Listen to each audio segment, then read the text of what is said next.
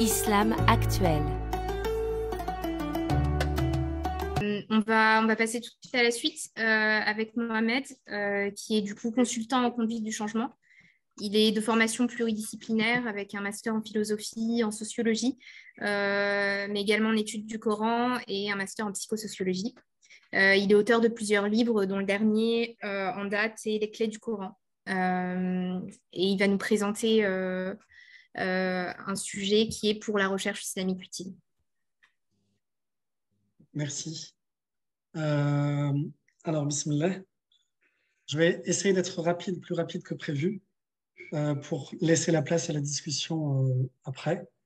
Euh, alors oui, le thème, c'est sur la recherche pour une recherche islamique utile, et je vais parler de façon indisciplinée, c'est-à-dire je ne m'inscris pas dans une discipline, je ne m'inscris pas dans les standards exigés d'un discours universitaire, avec les frontières, avec les cadres théoriques, avec des démonstrations d'appartenance, de langage, etc., etc. Bon, je pense que c'était déjà le cas de tout le monde ici. Je ne fais qu'enfoncer une porte ouverte en disant ça. Et ce qui m'intéresse, c'est que je suis parti d'un petit constat, d'une petite observation que beaucoup peuvent faire d'ailleurs. Et je suis parti de la question de, au fait, pourquoi est-ce qu'on ne cherche pas? Qu'est-ce qui fait que nous, musulmans, et là c'est ciblé, pourquoi les musulmans ont tendance à ne pas trop rechercher? Et je me souviens, pour avoir discuté avec un ami ici présent d'ailleurs, qui me racontait quand il était étudiant en droit, eh bien, quand on est étudiant en droit, on a un prof qui nous raconte l'histoire du droit, le système juridique, etc., etc. C'est un monde passionnant, technique, complexe. Et au passage, on va nous parler d'islam, mais de façon très caricaturale. Donc, il y a des caricatures de l'islam sur un plan politico-médiatique, il y a des caricatures de l'islam sur un plan pseudo-scientifique ou universitaire. Et là, en l'occurrence, on va donner de l'islam, de l'expérience de la civilisation islamique, des théories produites par la pensée islamique, on va en donner une image vraiment caricaturale, c'est-à-dire plutôt dévalorisante. Et quand on est étudiant, donc, voilà ce qu'on observe dans sa classe, avec ce prof, avec cette façon de traiter le sujet islam dans sa discipline. Du coup, qu'est-ce qu'on se dit? Ben, je vais me concentrer sur mes études, sur mes examens. Donc, c'est ce que je fais, et puis le temps passe, et puis il faut assurer sa carrière, le lancement dans sa carrière. Les années passent, et au-delà de cet exemple-là, l'étudiant en droit, en fait, c'est tous les musulmans, quelle que soit la discipline, on passe nos années à traverser cette expérience-là. Ensuite, on s'engage dans le champ professionnel et les générations qui viennent après nous réexpérimentent exactement la même chose en attendant qui va produire un savoir universitaire sur le droit musulman ou sur d'autres sujets. Parce qu'en vrai, qu'on soit en philo, en droit, en sciences politiques, en économie, etc., c'est toujours le même problème. Nous, musulmans, on a tendance à compter sur les autres. Le discours dominant, c'est plutôt l'attitude dominante. Ça consiste à aller demander aux savants et aux imams.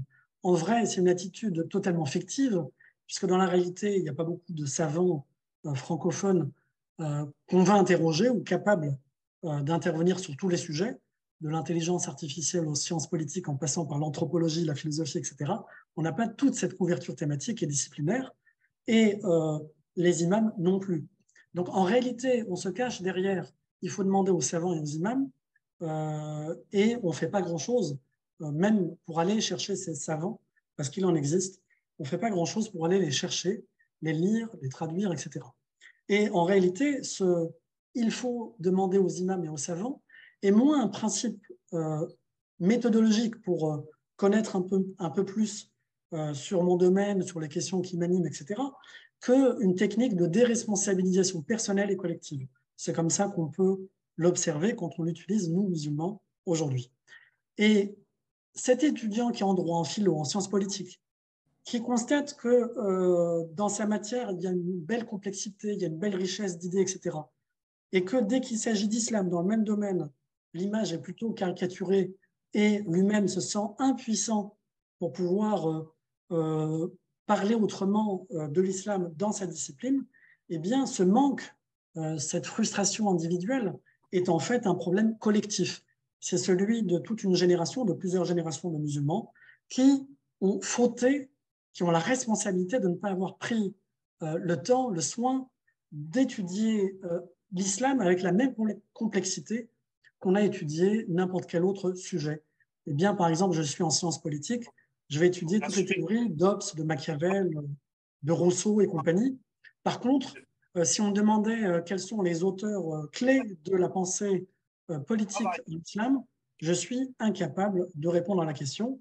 Et cette incapacité n'est pas simplement une photo de moi à un moment donné, c'est ma photo définitive au sens où rares parmi nous sont ceux qui vont progresser d'année en année sur ce sujet. On a tendance plutôt à laisser le sujet couler et à accepter ce déséquilibre en termes de vision, en termes de compréhension, en termes de maîtrise entre ce que je connais d'un côté parmi les théories occidentales sur un domaine, la médecine, la sociologie, la psychologie, etc., et ce que je devrais pouvoir connaître du côté de la vision de la civilisation et de l'expérience islamique, toujours dans ces mêmes domaines. Il y a un vrai déséquilibre et personne ne peut faire le job à notre place, chacun dans son domaine, chaque étudiant dans son sujet doit faire ce travail-là. Alors, quand on étudie en droit, en philo et tout ça, on se sent un peu loin de l'islam souvent, et donc on se dit, bon, je veux être utile, et donc je vais faire des études sur l'islam et les musulmans. C'est une phrase très représentative de nos mentalités de musulmans aujourd'hui. On a le sentiment que faire des études sur l'islam et les musulmans est le meilleur moyen d'être utile pour l'islam, pour les musulmans, et c'est une grande erreur. Et je vais essayer de le démontrer. Alors, parmi ceux qui s'engagent dans cette voie-là, étudier sur l'islam et les musulmans, on a deux grands types de chercheurs. On doit choisir sa voie de chercheur. Alors, cette typologie, c'est celle de Vincent Gesser, qui l'exprime de façon anecdotique. Je ne sais pas s'il l'a théorisé plus que ça. Il distingue le chercheur expert et le chercheur troubadour.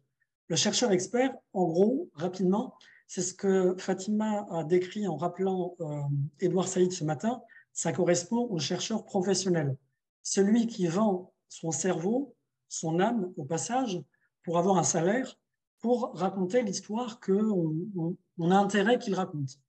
Et donc le chercheur professionnel ou expert, il vend son âme et sa raison, son temps, aux médias, à l'agenda médiatico-politique qui a besoin d'un certain discours, qui a besoin de créer un certain effet. Et donc, sa recherche, qui n'est pas tout à fait une recherche, doit aboutir à une conclusion qu'on connaît à l'avance. Et elle est guidée et dictée par un certain agenda politico-médiatique. Et donc, ce chercheur expert, il ne fait pas de terrain, il va produire vite parce que la commande de l'agenda politico-médiatique est dans un temps rapide. Il faut impacter rapidement les électeurs, l'audimat, les Français, etc. Et donc, il faut avoir une étude rapide. Voilà, en gros, comment se comporte le chercheur expert. Et bien souvent, il dit des bêtises. Bien entendu, il ne dit pas que des bêtises, il dit aussi des choses très pertinentes, noyées autour d'un tas de bêtises qu'il peut dire sur l'islam et les musulmans. Deuxième chercheur, c'est le chercheur troubadour. La formule est intéressante. Ramzi parlait ce matin de romantisme dans la recherche. C'est exactement ça, c'est le chercheur romantique qui a une visée, une intention totalement décalée par rapport à la réalité. Il est en dehors des jeux d'intérêt, des jeux de pouvoir, etc., des jeux de place et de carrière. C'est la personne passionnée par son sujet, qui travaille sur le temps long. Fatima a passé 9 ans de recherche, elle doit être un chercheur troubadour. Et quand on aboutit à des résultats, quand on est chercheur troubadour, ils sont plutôt justes, non pas parce que c'est des gens gentils, mais c'est parce qu'en termes de méthode, en termes de temps, en termes de sérieux, il y a un effort pour arriver à une conclusion plus juste.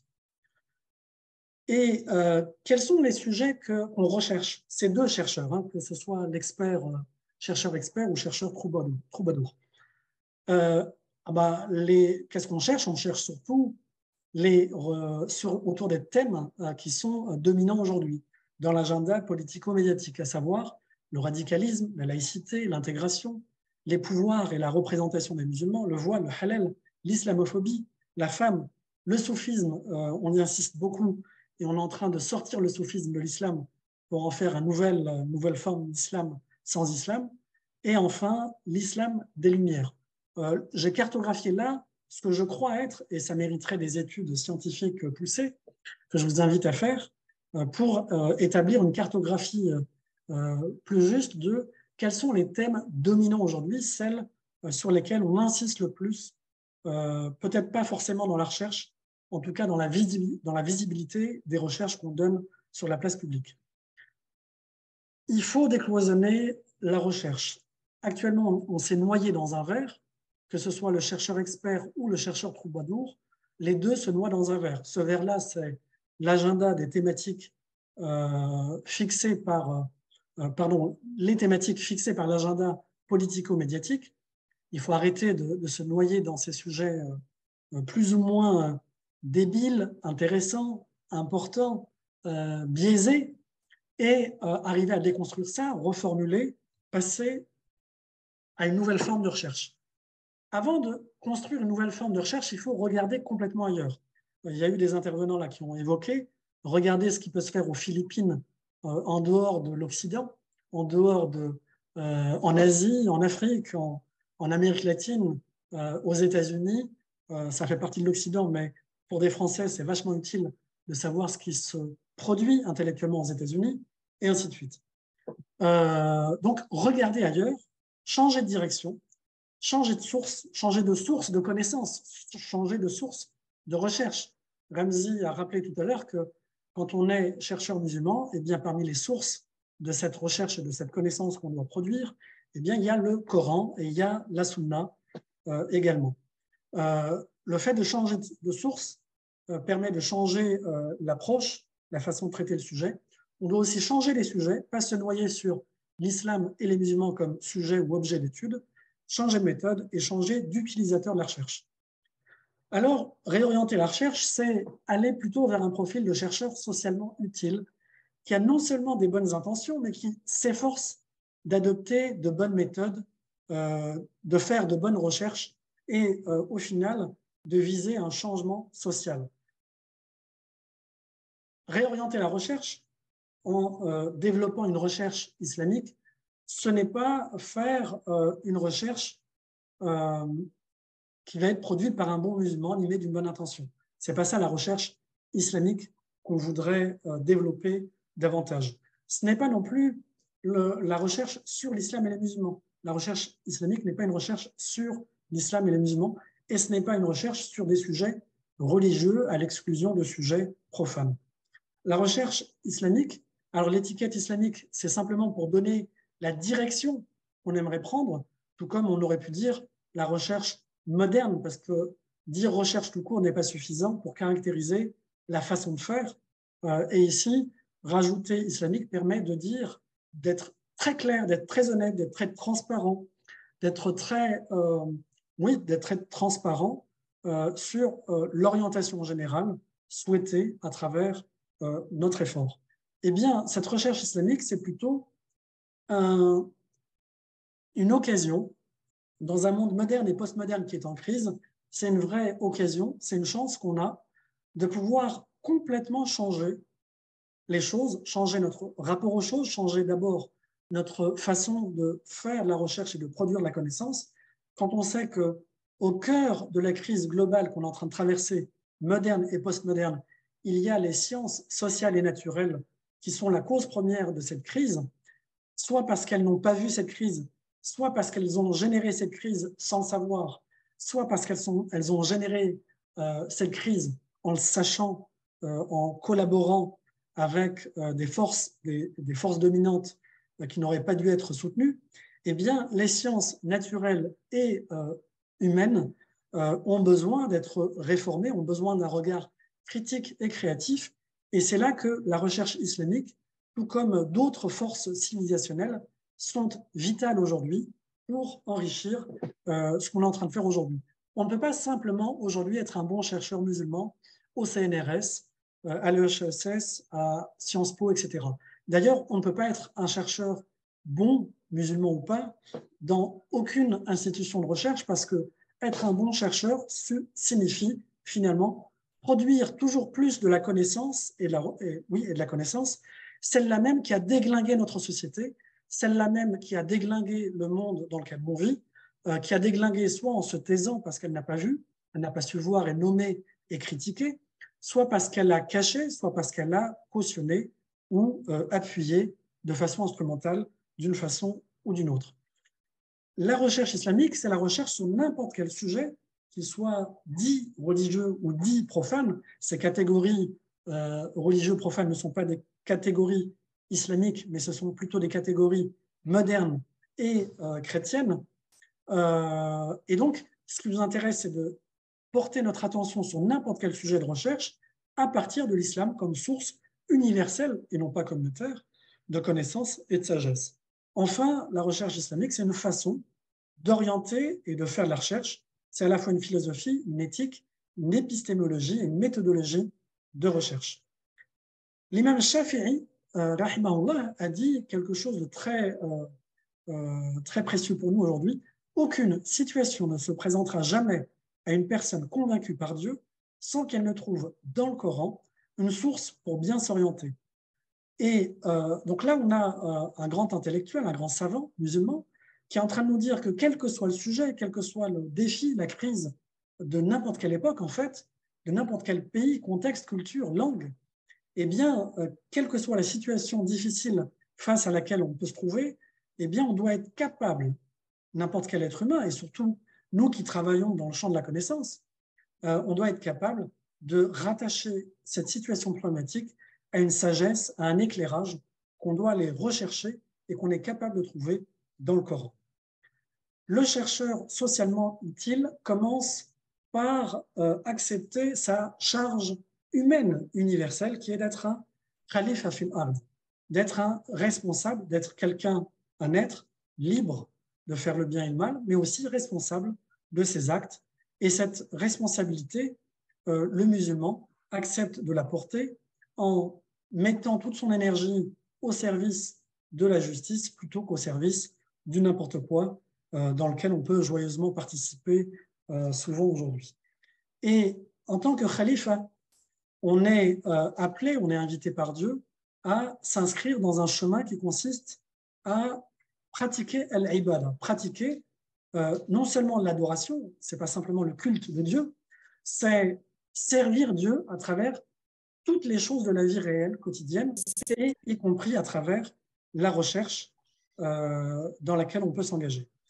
Deuxième étape dans cette façon de faire la recherche socialement utile avec une vision islamique, c'est que la recherche est une étape, est un moyen pour faire de la purification de l'âme, la mienne en tant que chercheur, mais je suis aussi là en train de permettre à d'autres dans la société de corriger des stéréotypes, des caricatures, des mauvaises représentations qu'on peut avoir les uns et les autres sur tel ou tel sujet, pas simplement sur l'islam et les musulmans, ça peut être aussi sur la santé, sur l'éducation, sur la sécurité, sur plein d'autres sujets. Enfin, le chercheur socialement utile doit viser al-umran et al-islah. Al-umran, on pourrait dire, c'est la construction d'une civilisation humaine universelle, juste, et al-islah, c'est l'amélioration continue de la société dans laquelle on est et du monde dans lequel on vit. Al-Farouqi va dire exactement en ce sens, aucun musulman engagé dans une discipline universitaire ne peut poursuivre ses études par pure curiosité intellectuelle, comme s'il était dans une tour d'ivoire en s'isolant des réalités existentielles de la Ummah ou de ses espoirs et de ses aspirations. En effet, ce qu'on peut observer, c'est que trop souvent, l'étudiant musulman fait de la recherche comme un romantique, comme un troubadour, mais on a besoin de lui pour qu'il prenne le taureau de la réalité par les cornes, la réalité de la crise de la civilisation moderne et postmoderne, la réalité de la crise de la civilisation musulmane et de l'esprit musulman, qui a besoin qu'on mobilise toute notre énergie pour essayer de comprendre ce qui se passe, de comprendre quelles sont les marges de manœuvre que nous pouvons utiliser et comment est-ce qu'on peut améliorer la situation dans laquelle on est tous. Alors, les savants classiques, et je m'appuie notamment sur Abu Hamid al-Ghazali, mais ce n'est pas le seul, ont établi 4 catégories pour identifier les savoirs, on pourrait dire les recherches, obligatoires, pas obligatoires, etc.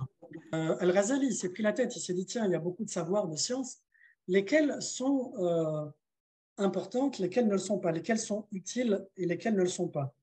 Et sa réflexion est basée sur la religion, puisque l'islam nous invite à cultiver, rechercher, produire une science utile et pas à perdre notre temps sur des sciences inutiles ou peu utiles, et encore moins sur des sciences nuisibles. Et c'est de cette manière qu'on exerce sa responsabilité en tant que khalifa fil ard, en tant que musulmans qui avons accepté cette charge, cette responsabilité de faire le bien et de résister au mal, y compris à travers la façon de faire de la recherche. Réorienter la recherche pour aller vers une recherche socialement utile, c'est donc revenir sur des questions fondamentales qui sont, au fait, qu'est-ce qu'on a besoin de connaître? Est-ce que les seuls sujets dont on a besoin, c'est de connaître l'islam et les musulmans et de faire la sociologie de l'islam et des musulmans et se noyer dans le verre pourri de la question du voile, du halal, du radicalisme, de la laïcité et je ne sais quoi, puisque de toute façon, on ne s'en sort jamais. Les sujets, quelle que soit la qualité des chercheurs qui les traitent, c'est des sujets sans fin qui n'aboutissent pas à grand-chose. J'oubliais un point fondamental du propos de Vincent Gesser sur les chercheurs troubadours, c'est que le chercheur troubadour, comme le dit, le laisse penser sa dénomination, le troubadour, c'est pas le gars qui a le pouvoir de changer la réalité, c'est pas le gars qui a écouté, c'est le gars, l'artiste, qui est tellement pas écouté qu'il se déplace dans les rues et il essaye d'intéresser à son art les premières personnes qui sont prêtes à l'écouter. Et donc le chercheur troubadour, de toute manière, qu'il réponde ou pas à l'agenda des questions imposées par les médias et le politique, ce qu'il va produire ne va pas avoir un grand impact, en tout cas pas un grand impact positif sur la société. Alors, qu'est-ce qu'on a besoin de connaître? Et quelles sont les priorités des choses qu'on a besoin de connaître et donc sur lesquelles on a besoin de produire de la recherche? Et qui fixe ces priorités? Est-ce que c'est la bourse qu'on me donne à la fac, à la Sorbonne, à Sciences Po, etc., parce qu'il y a des sages qui auraient une vision sage des priorités en termes de recherche? Ou est-ce que les priorités, c'est des priorités électorales, c'est des priorités mercantiles, etc., auquel cas, je ne dois pas m'inscrire dans cette façon de prioriser? Quelles sont les limites? On peut limiter, dans tous les cas, il y a de la limite dans la recherche, on le voit bien, puisque est-ce qu'on peut aborder les théories islamiques dans la pensée politique aujourd'hui? C'est très, très délicat ce sujet parce que islam et politique égale radicalisme. Donc, tout chercheur qui va porter son attention sur des théories, et pas simplement des théories, puisque la civilisation islamique a quand même plus de 14 siècles d'expérience de gouvernance, de gestion du bien commun, eh bien, on peut difficilement étudier cet objet dans le cadre de l'université française. Dans la majorité des cas, bien entendu, il y a des exceptions qui sont exceptionnelles. Comment connaître? Est-ce que pour connaître, je peux utiliser toute ma raison, tous mes sens et tous les moyens dont je dispose, y compris la révélation? Ou alors est-ce que je suis limité à suivre un cadre théorique qui m'impose d'utiliser non pas les deux yeux, mais un seul œil, non pas toute ma raison, mais un certain style de rationalité, non pas toutes les façons d'expérimenter, mais simplement un cadre qualitatif ou quantitatif de tel ou tel ordre, et ainsi de suite? Comment connaître et comment produire de la recherche? Ensuite, quelles sont les sources?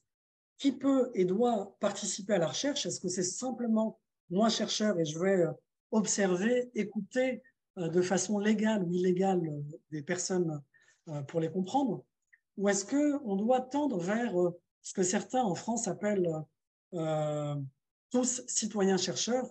Autrement dit, n'importe quel citoyen a un devoir de recherche pour faire face aux crises, aux défis qui sont communs à la société et qui ne sont pas la propriété du chercheur. Professeur Naïf tout à l'heure disait on peut interroger quelqu'un sur la place dans la rue qui va en connaître beaucoup plus que le chercheur. C'est vrai, la connaissance, elle est distribuée, elle n'est pas entre les mains d'un chercheur.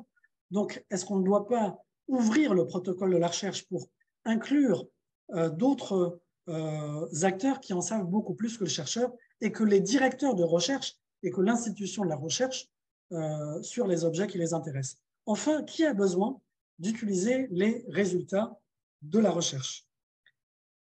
Je vais accélérer, donc je ne vais pas vous montrer tout ça. Qui a besoin d'utiliser les résultats de la recherche? Eh bien, là, j'ai fait une petite cartographie très rapide qui mérite d'être complétée. Eh bien, il n'y a pas que l'État qui a besoin de recherche. Il y a plein d'institutions. Il y a l'individu, il y a les familles, il y a les mosquées. Pour nous, musulmans, ça nous intéresse, ça nous engage. Les mosquées ont besoin de nous, raison pour laquelle nous avons invité tout à l'heure 2 personnes engagées dans des mosquées qui vont nous montrer qu'est-ce que ça veut dire que d'avoir des besoins théoriques ou pratiques et donc de recherche dans une mosquée. Les écoles privées, notamment musulmanes, ont besoin de vous. Même les écoles catho ont besoin de vous. Et d'ailleurs, même l'école publique a besoin de vous, puisque comment enseigner l'islam en primaire, au lycée, etc. C'est une question que même l'école publique se pose avec une incapacité à y répondre parce que personne n'ose mettre les pieds dans le plat, etc., etc. Il y a plein d'autres raisons que je n'ai pas analysées. La nature a besoin de nous aujourd'hui. Al-Umma au sens de communauté universelle, société ouverte universelle, et je reprends la définition de Farouqi, où on inclut en fait tous ceux qui sur Terre ont un besoin qui n'est pas couvert. Tous ceux qui sur Terre sont malades, ont mal, sont torturés, sont dominés, subissent des injustices. Tous ceux-là ont besoin que nous osions, en tant que chercheurs, dire une vérité, défendre contre une injustice, qu'elle soit dans la santé, dans l'éducation, dans les relations internationales, dans le droit, dans la philosophie, dans tout autre domaine. Et j'ai fini, j'espère ne pas avoir trop débordé, et je laisse la place à la discussion. Merci de ta confiance. On reste en contact. Tu veux accéder à plus de ressources pertinentes et participer au projet? Rends-toi sur islamactuel.org et Facebook, Instagram, YouTube et les plateformes de podcast. Merci et à bientôt. Salam.